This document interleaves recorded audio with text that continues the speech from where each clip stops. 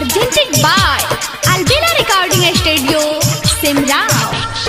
DJ Hello, DJ Hello, गरबा गरबा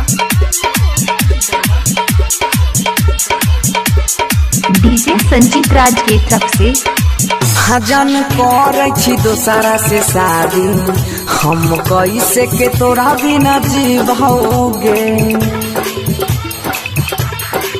हजन करे छी दोसरा से शादी हम कैसे के तोरा बिना जीवोगे।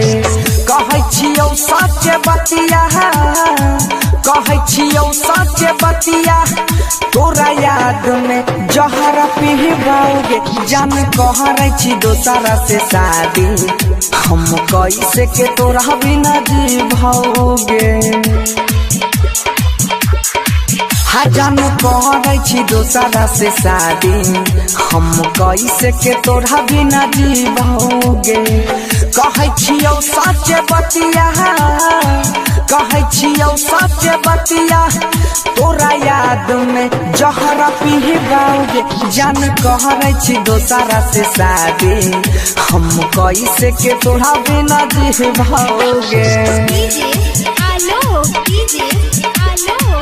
गरबा डीजे संजीत राज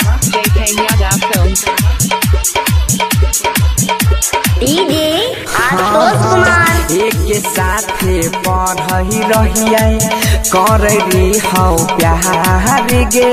छोरी हमारा बनाई ले दोसरे के भटार गे।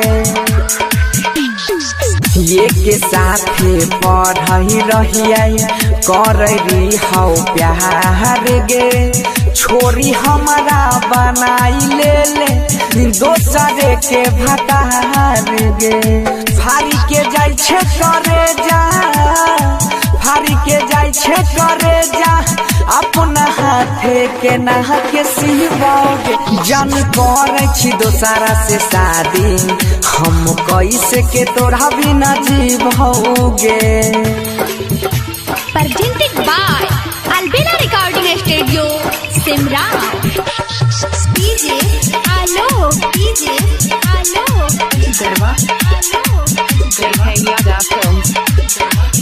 डीजे संजीत राज प्यार करई के कैसन देवता बनैला कही दी बाहर गे। तोरे याद में दिलवा हमर रहै छै बेकरार गे। प्यार करई के कैसन देवता बनैला कही दी बाहर गे। तोरे याद में दिलवा हमर रहै छै बेकरार डीजे संजीत राज।